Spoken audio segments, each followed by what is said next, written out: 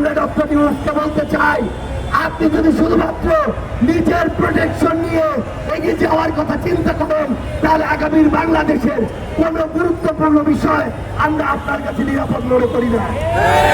কারণ আপনার দিকে পুরো বাংলাদেশ তাকিয়েছিল, আপনার দিকে শহীদ পরিবার অভ্যুত্থানের রক্ত দেওয়া যোদ্ধারা তাকিয়ে আছে এখনো।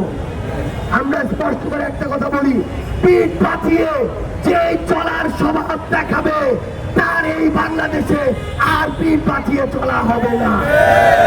সবকিছুর উপযুক্ত জবাব দিয়ে সবকিছু জনগণের সামনে খোলাসা করে আগামীর বাংলাদেশে আপনাদেরকে চলতে হবে। আমরা স্পষ্ট করে বলি, আমরা আগামীর বাংলাদেশে যে কোনো পর্বে রিফাইন্ড আওয়ামী লীগ এই বাংলাদেশে আমরা আশ্রয় পেতে দিব না। আমরা আগামীর বাংলাদেশকে রিফাইন্ড বাংলাদেশের দিকে নিয়ে যাব, সেই বাংলাদেশে কোন ফ্যাসিস্ট কিংবা ফ্যাসিস্টের দোষরের জায়গা হবে না। আমরা আপনাদেরকে স্পষ্ট করে বলি, আগামীর বাংলাদেশে নির্বাচন থেকে শুরু করে প্রত্যেকটি গুরুত্বপূর্ণ সিদ্ধান্ত, প্রত্যেকটি রাজনৈতিক দলের মত যদি জনগণের বিপক্ষে যায়, তাহলে জাতীয় নাগরিক পার্টি এনসিপি রাজনৈতিকভাবে রাজপথে তার প্রত্যেকটি জবাব দিবে। সে পর্যন্ত আপনারা সবাই এই বাংলাদেশ পন্থার পক্ষে থাকবেন, জনগণের পক্ষে থাকবেন, বিপ্লবের পক্ষে থাকবেন। জনাব মির্জা ফখরুল ইসলাম আলমগীরকে শিক্ষা নিতে হবে, বিএনপিকে শিক্ষা নিতে হবে, বাংলাদেশে আগামীতে রাজনীতি করতে চাওয়া প্রত্যেকটা রাজনৈতিক দলকে শিক্ষা নিতে হবে।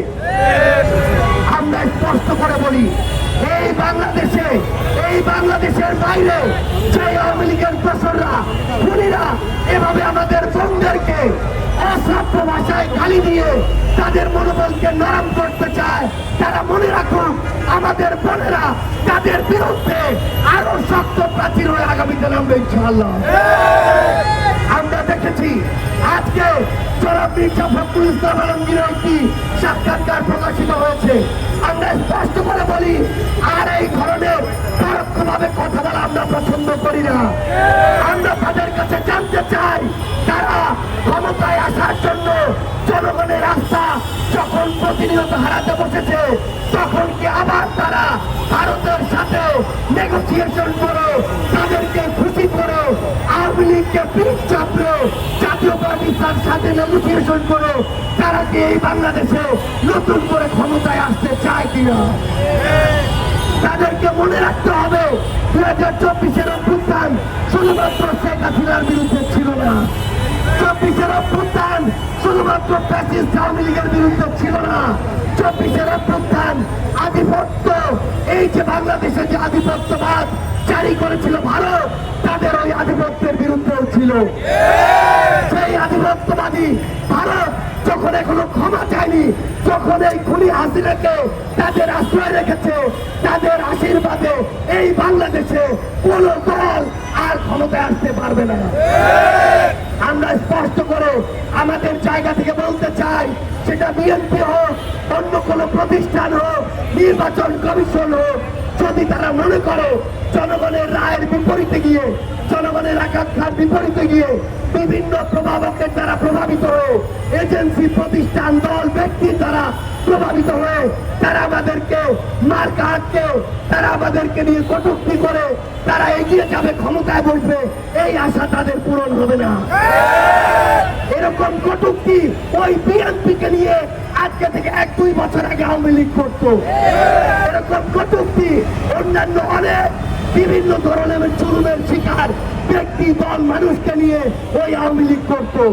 কিন্তু তাদের আজকে কি অবস্থা, সেটা থেকে জনাব মির্জা ফখরুল ইসলাম আলমগীরকে শিক্ষা নিতে হবে, বিএনপিকে শিক্ষা নিতে হবে, বাংলাদেশে আগামীতে রাজনীতি করতে চাওয়া প্রত্যেকটা রাজনৈতিক দলকে শিক্ষা নিতে হবে।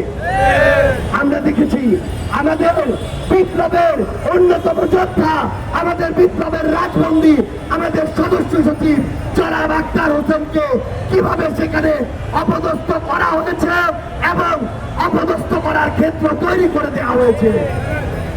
আমাদের বোনেরা যদি তাদের বিরুদ্ধে দাঁড়ায়, আমাদের বোনেরা যদি তাদের কণ্ঠস্বর রক্ষা রাখে, তাহলে এই বাংলাদেশে ওই খুনিদের আর কোনো জায়গা হবে না।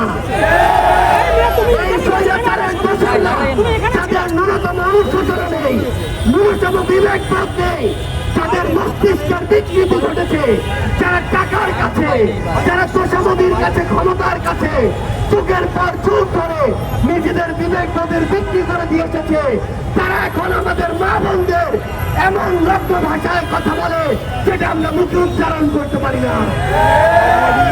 ওই স্বৈরাচারের দোষরদের পাঁচাটা তেল বাঁধদের আমরা বলতে চাই, নিজের যদি ঘর থাকে, নিজেরা যদি কোন মায়ের পেট থেকে এসে থাকেন, নিজেদের কোন যদি সন্তান থাকে, তাদেরকে গিয়ে জিজ্ঞাসা করুন যে আপনার ওই মেয়ের সন্তান, আপনার স্ত্রী, আপনার ওই মা, আপনার এভাবে একজন বোনকে, একজন মেয়েকে এভাবে কালিকাকে সমর্থন করে কিনা।